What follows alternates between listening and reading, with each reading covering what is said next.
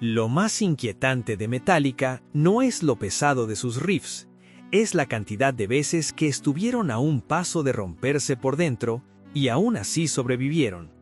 Y cuando se juntan todas esas piezas, traiciones, accidentes, demandas, dinero y control, la historia suena menos a banda legendaria y más a una máquina que a veces aplasta a quien se atraviese. Metallica arranca en Los Ángeles a inicios de los 80, pero el primer gran secreto a voces llega rápido. Dave Mustaine, cofundador, termina fuera antes de que la banda explote a lo grande. La salida no fue una despedida elegante. Distintas crónicas del conflicto cuentan que su comportamiento ligado al alcohol y el caos interno detonaron la decisión, y esa herida se volvió una guerra fría que se ha reactivado durante décadas con declaraciones, pullas y disputas sobre quién escribió qué. Y aquí está lo fuerte. Esa expulsión no solo creó a Megadeth como venganza musical, también dejó instalada una idea que perseguirá a Metallica para siempre. En esta banda, si estorbas, te reemplazan. Luego viene el capítulo que ya no es escándalo, es tragedia pura. El 27 de septiembre de 1986, en Suecia, el autobús de gira se sale del camino y vuelca. Cliff Burton, el bajista, sale despedido y el vehículo termina cayéndole encima, muriendo con 24 años. El conductor dijo que fue por hielo negro, pero durante años se repitió el detalle de que miembros de la banda y otros presentes no encontraban ese hielo en la carretera, alimentando sospechas y la sensación de que nunca hubo una respuesta que calmara del todo a todos.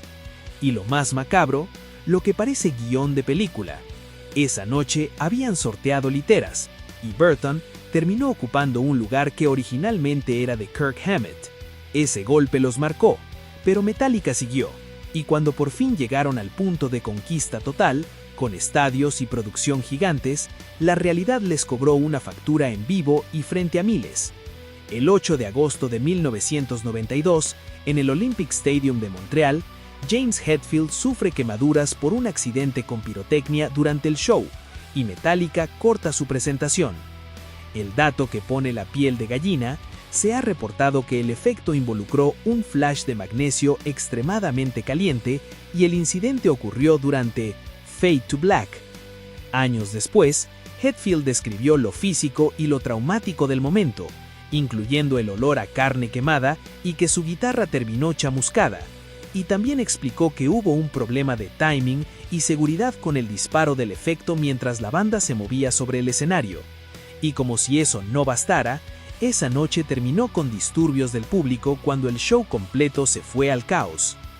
Hasta ahí, Metallica ya tenía una leyenda brutal, pero el momento que los convirtió en villanos globales para una generación completa no tuvo sangre ni fuego, tuvo internet.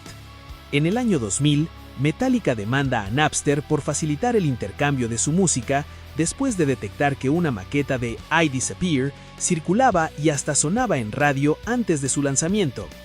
Lars Ulrich testificó ante el Senado de Estados Unidos y el equipo de la banda llevó a Napster una gigantesca lista de 335.435 usuarios que presuntamente estaban compartiendo sus canciones. El impacto fue inmediato. El caso se volvió un símbolo cultural, con un montón de gente viéndolo como una guerra contra los fans, aunque la banda lo defendía como una pelea por derechos de autor y control de su trabajo.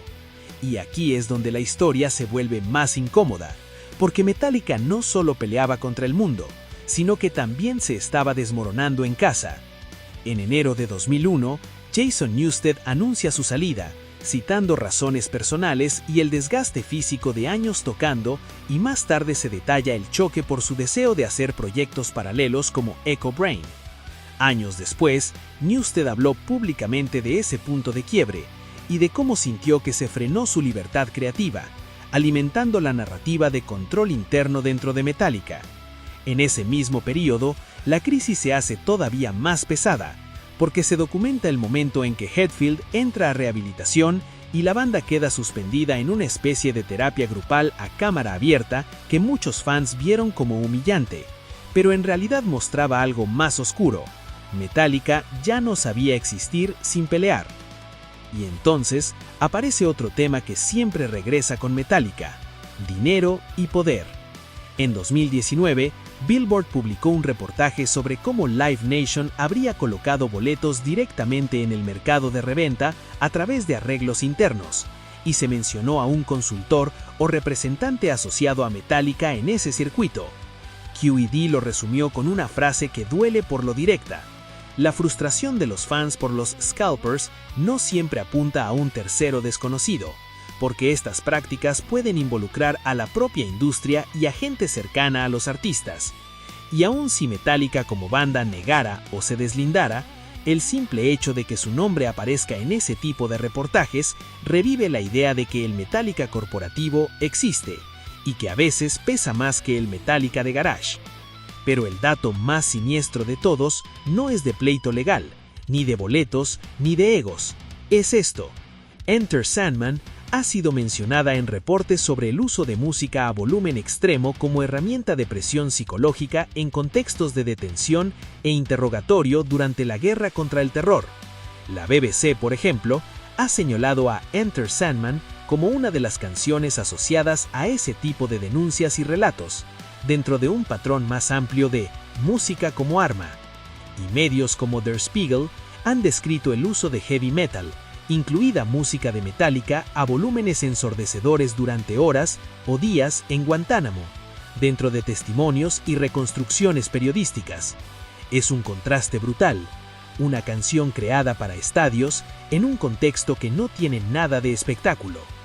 Ahora, junta todo: un fundador expulsado y convertido en enemigo eterno, la muerte absurda de un miembro clave en la carretera, un accidente con fuego que casi cambia la historia en vivo, una demanda que los marcó como los anti-internet, una renuncia que expuso control interno, reportajes modernos que los rozan con el tema reventa, y una sombra moral rarísima alrededor de una de sus canciones más famosas.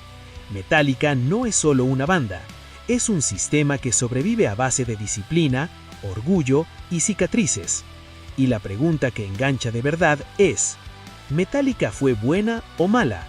La pregunta es: ¿cuántas veces una banda puede perder pedazos de sí misma, personas, amistades, inocencia, reputación, antes de que lo único que quede sea el logo? Si este video te deja con una idea, que sea esta: el metal a veces no suena oscuro por la afinación, a veces suena oscuro por la historia que carga.